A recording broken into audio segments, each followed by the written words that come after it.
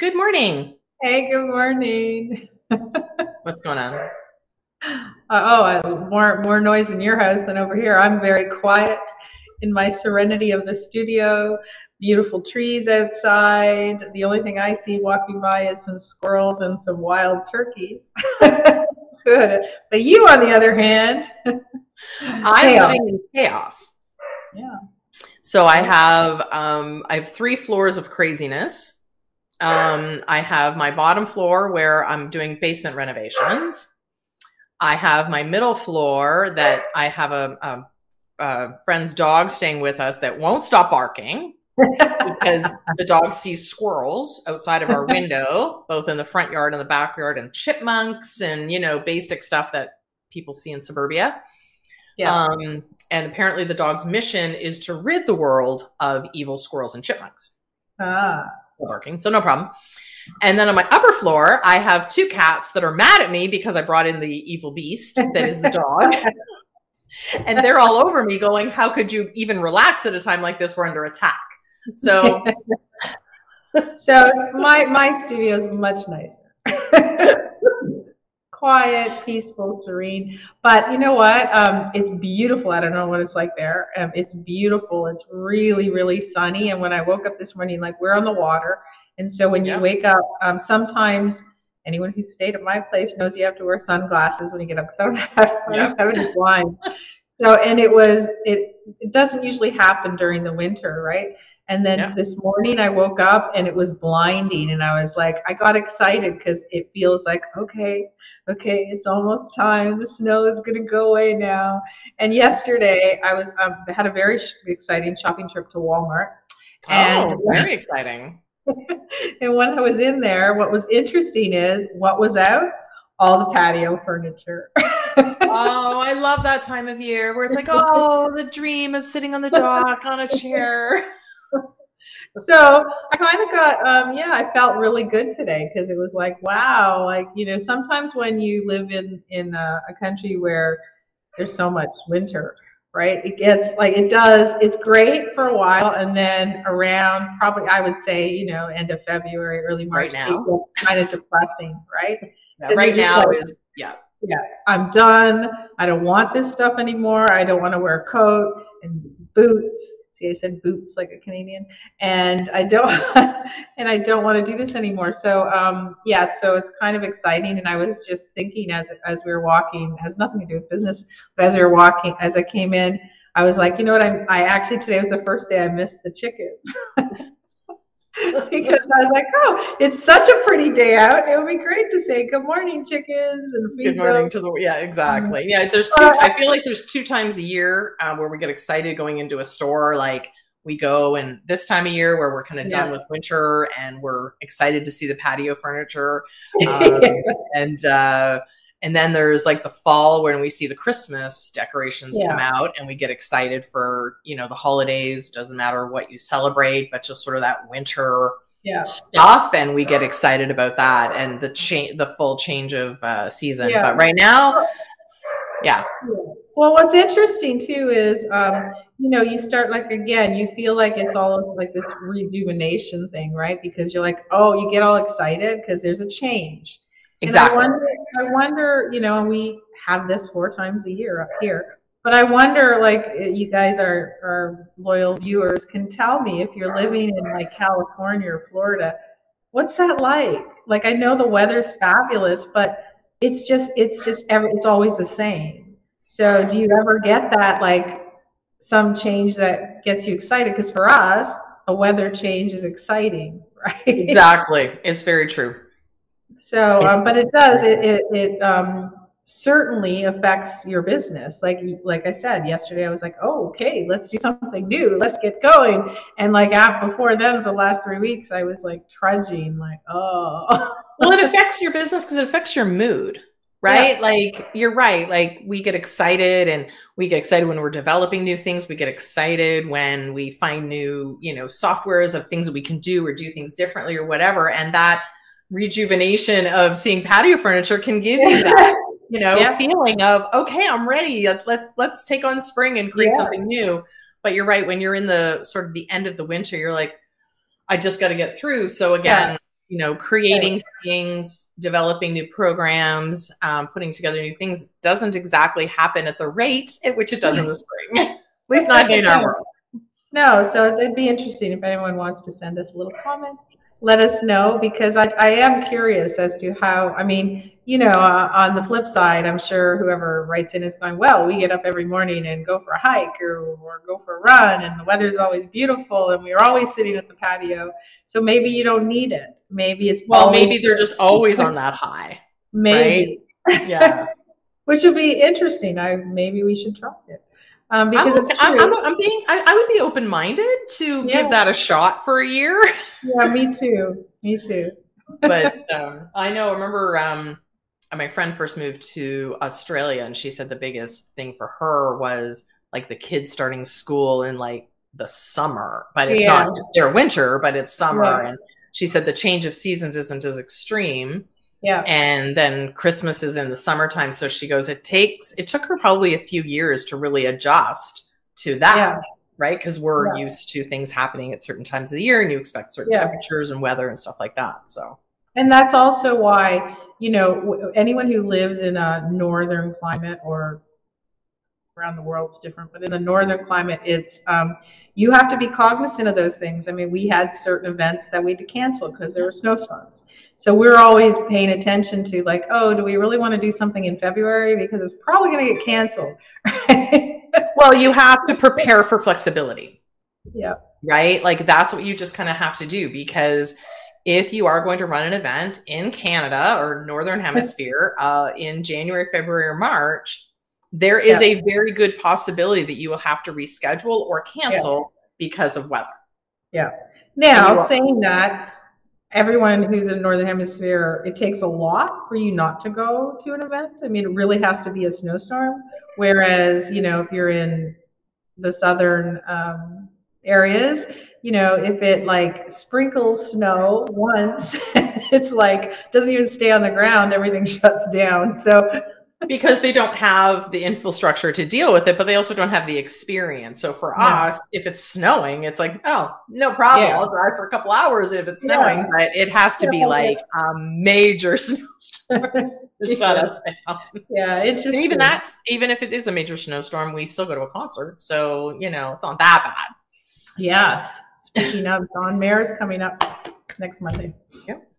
So yeah, and I think that what we're noticing too is, and it might just be, it's twofold. One is it's spring and people are getting out there. It's not spring, but you know what I mean. It feels like spring is Yeah, coming. coming. People are getting out there, and I think what I've noticed in the last, really just in the last week, I think everyone's starting to come out from the COVID hibernation because Yes. people are starting to. You're seeing.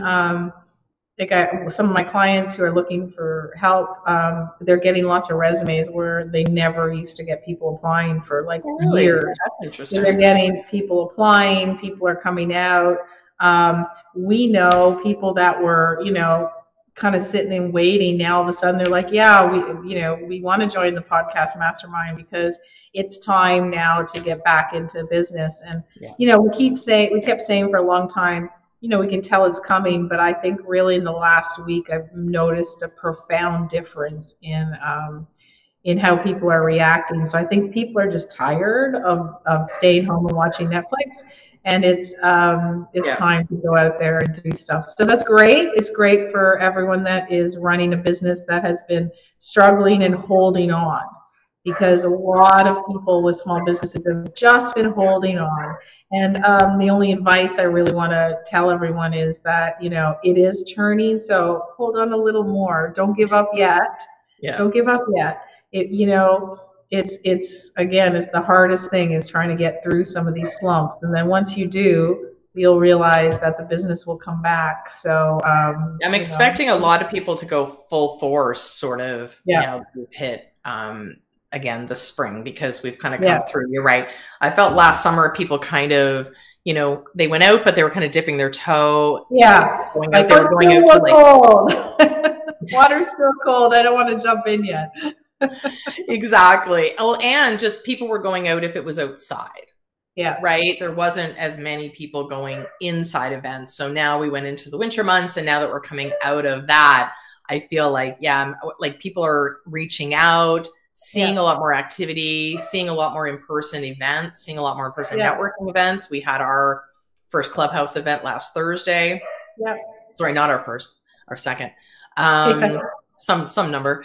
And there was a lot of people that came out, and we Yeah. really, like, that was really cool to see. Like, I wasn't really sure, like, people were still like, we had rescheduled it. We weren't really sure. Again, weather always has an impact, but we had a really good turnout. So like, it was a really, a really good sign that people are ready to come out. People are ready to go back to in-person and networking and getting together. So.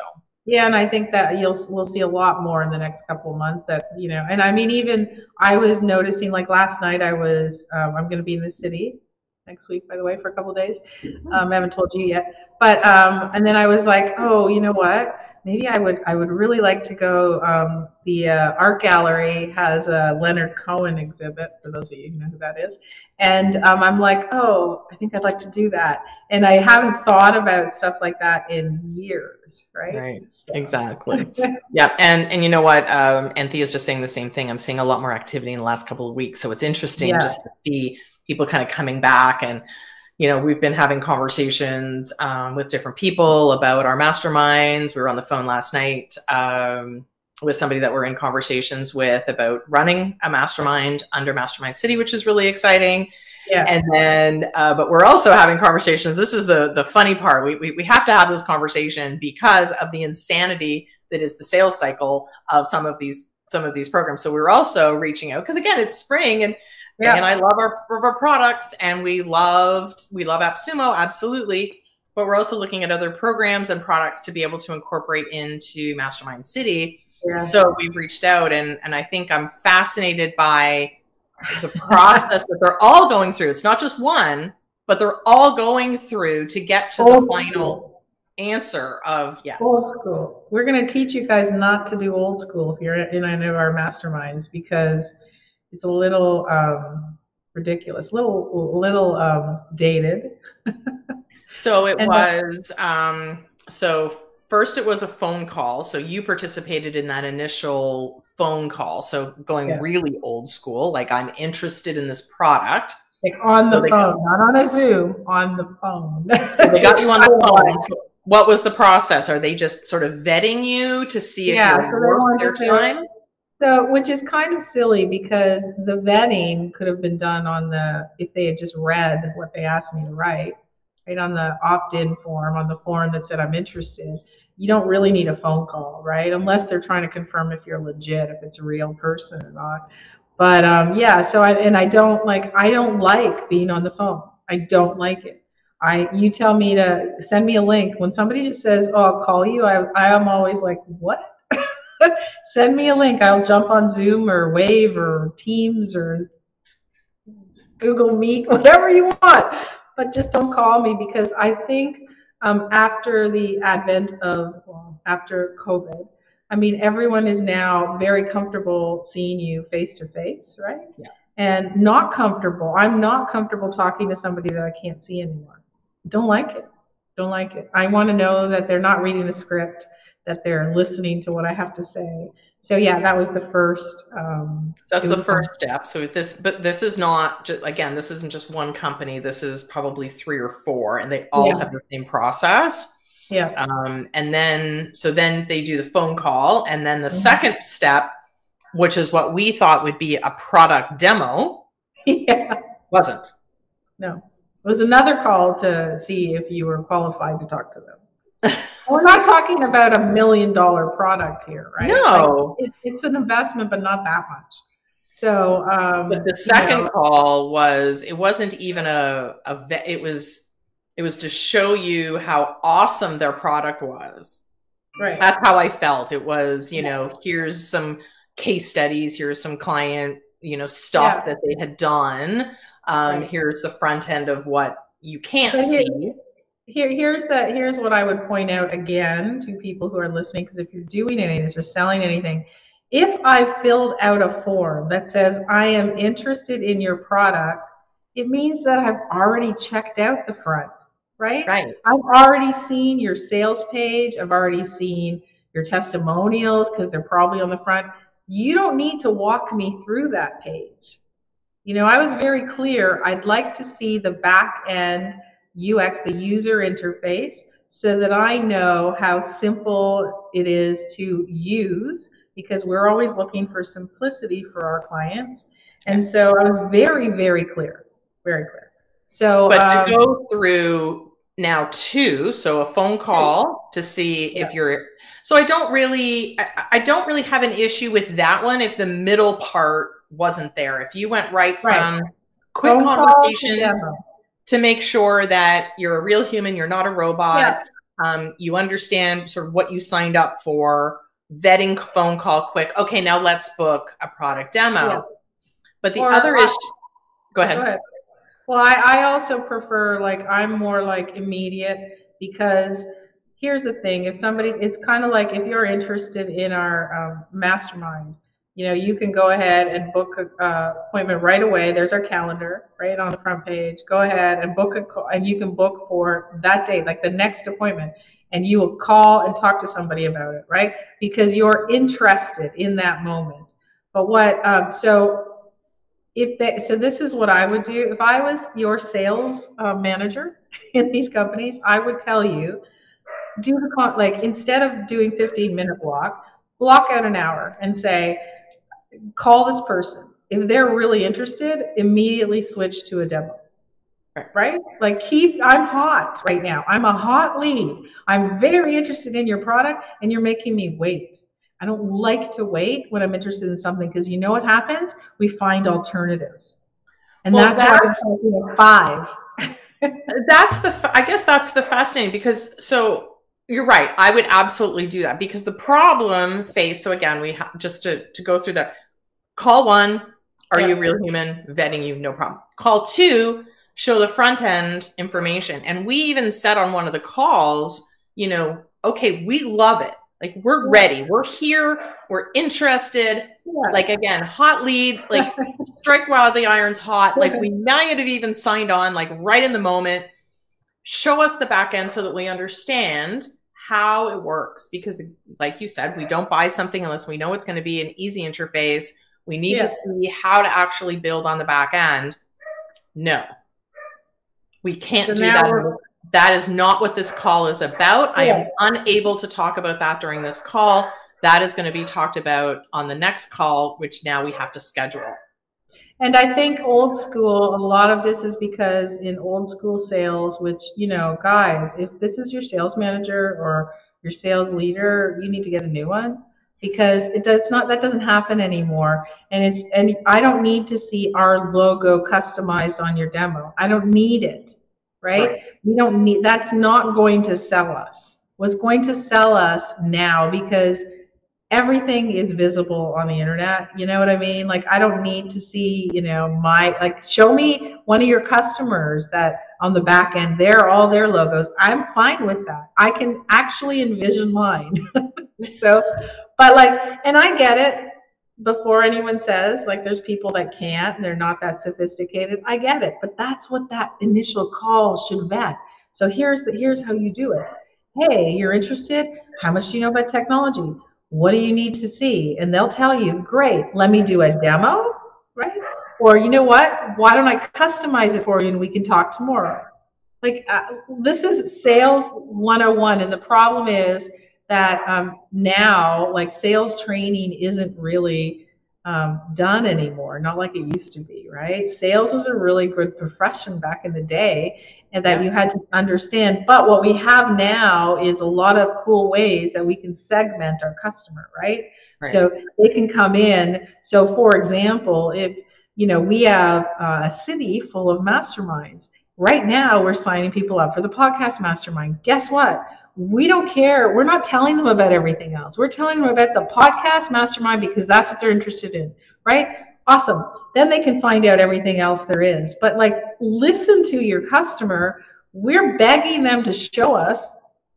Literally going, we're good. We understand the tech side of things. We run the back end of a lot of programs. Even if you took like 5 minutes right now to quickly show us the back end, even if you used another customer, just so that we know if we want to dive deeper. Like that to me should. And most people won't waste your time. They'll just say, you know what? You know what, I was looking for this, or this is a little too complicated, or you know what I mean? And they'll just say, you know, it's not a great fit. And that's it. And so I don't understand. It doesn't make sense to me. But, you know, for me, it's more of a respect thing, you know, like respect my time too.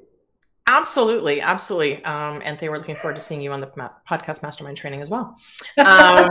And but no, I guess that was part of the process that I was fascinated with, which was we're ready, we're good. Yeah.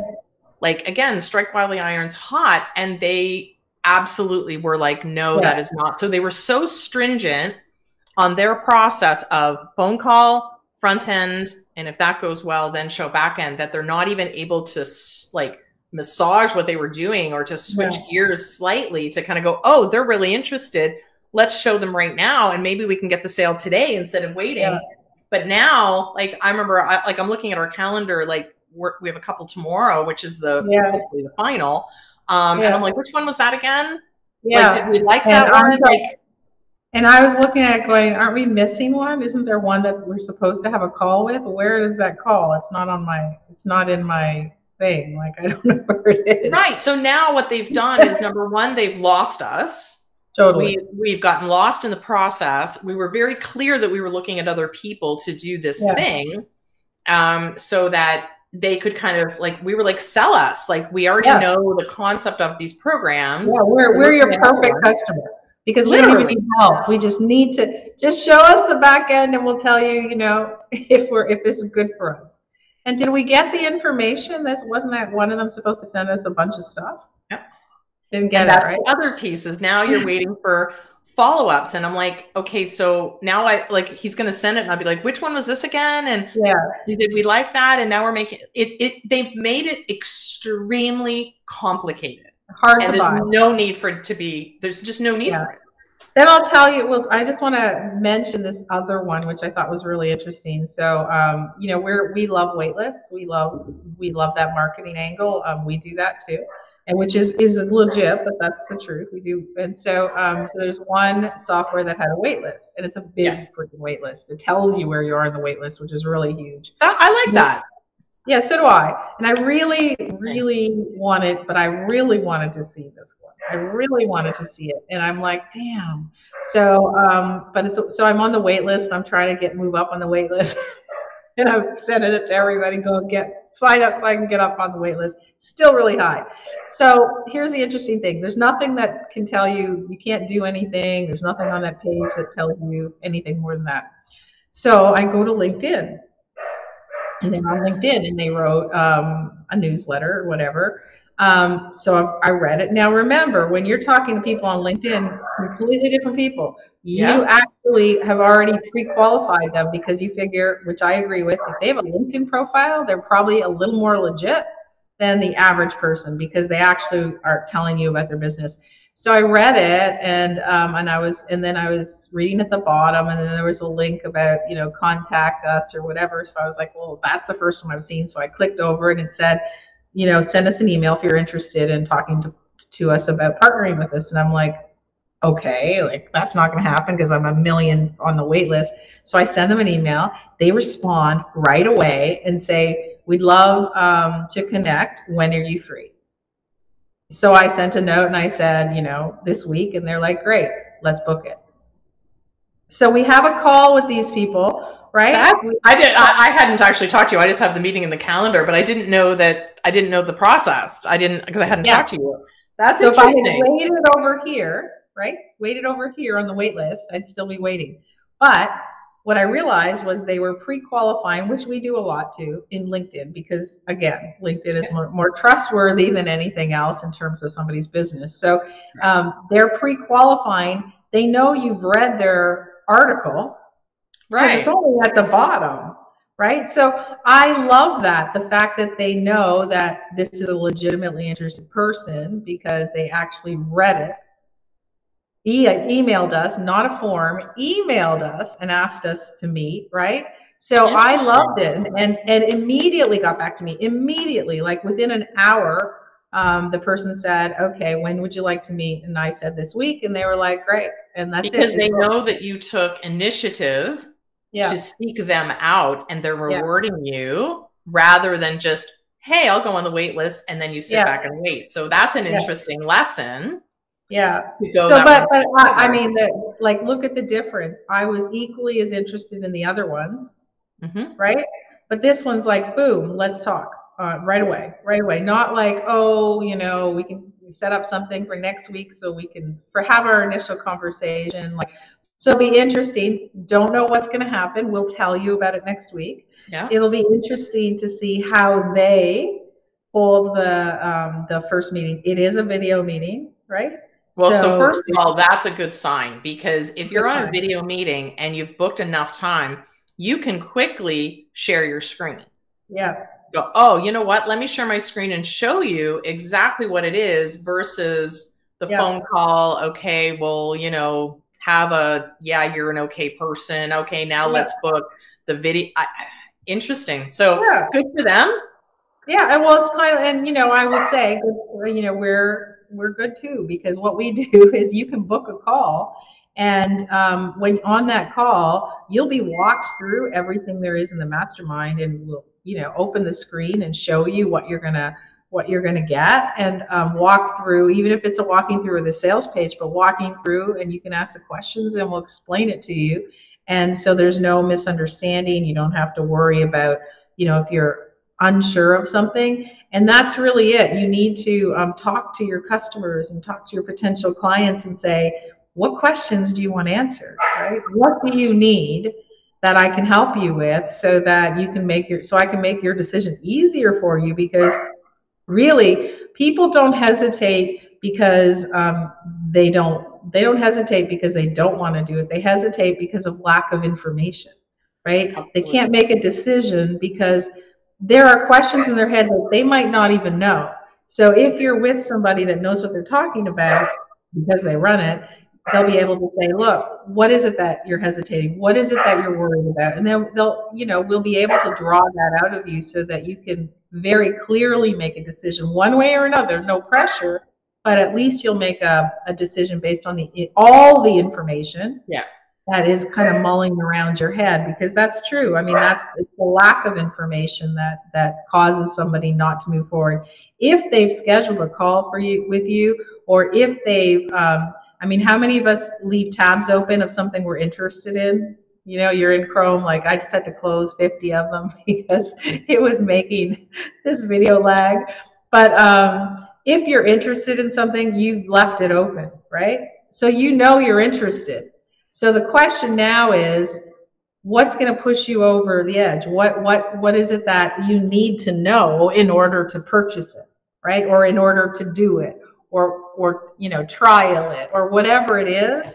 But ask yourself that. So if you do that, which I would assume all of our viewers do, if you do that, then people are doing it for your business. So they're looking at your stuff going, so there should be somewhere on your website, on your Instagram, on your LinkedIn, whatever, somewhere where they can book a call or book some type of information session with you. Well, I think it also depends on who you're talking to, right? Like who within the organization are you talking to? Because I Yeah. think, again, going through the process, I think one of the companies was like, first you had, the sort of, junior person who just sort of vets the people. And Yeah. then I think, remember yesterday we were on the call and it's like, well, I'm not the person who would do this. I'm just this person. So they were very siloed.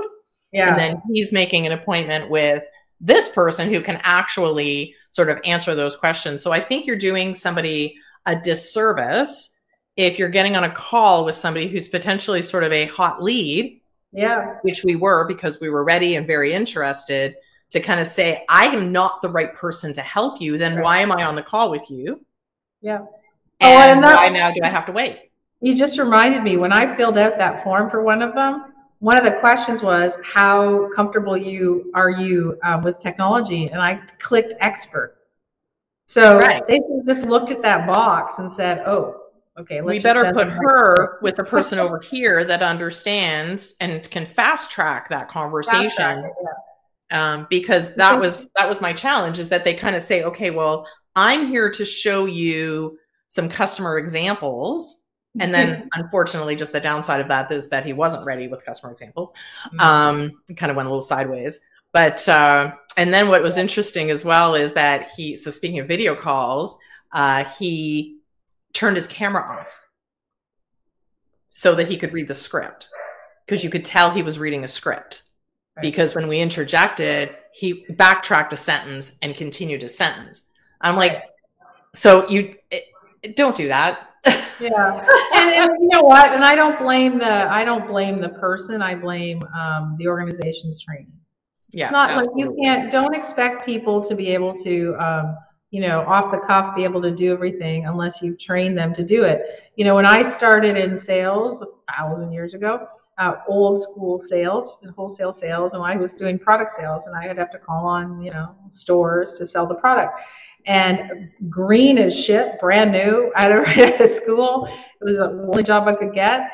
And what was interesting is we had a sales manager who we loved, and he would bring us into the office once a week, and he would do what most people hate, which is role playing, old school stuff. But I learned from doing that. There's no right or wrong. You just learn. So if you're throwing these people in and saying, walk them through, a demo or the process without actually training them, then it's not that person's fault.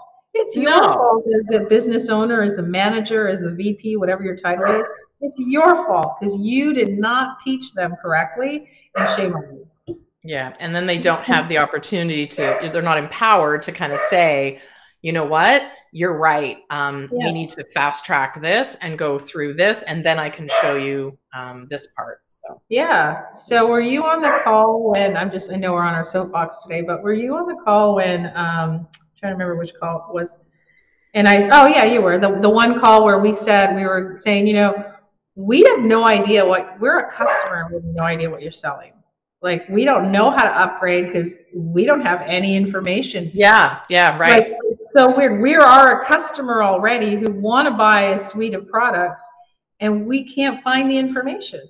Yeah, they kind of put it under this weird sort of category. And it's like, contact us to find out more details about how, but it's like, why would I contact you for more details that I don't know anything about? Yeah. Like, we have no idea. And they said, one of the questions was, well, what are you interested in? And we're like, we don't know, because we don't know what you have to offer. We know you have one this big. We have this piece we're interested in, but we don't know the rest of the stuff. We might be interested in everything, right? Exactly. That's the information that I don't think we got, right? Wasn't it supposed to be emailed? No, because we have another call. Yeah, but no, they said they were going to email us some information about it. Remember? I don't think we got that email. No, I don't think so either. And that's the other piece. Again, just to sum it up before we close off our sandbox today. Is that the right word? Soapbox, not sandbox. Different box. Yeah. Totally different box. Is if you say you're going to send somebody information, send it. Yeah. Right? Because otherwise, now when we're going to book that call, the first thing we're going to say is, we don't have the information that we were going to be prepared to ask questions about in this call.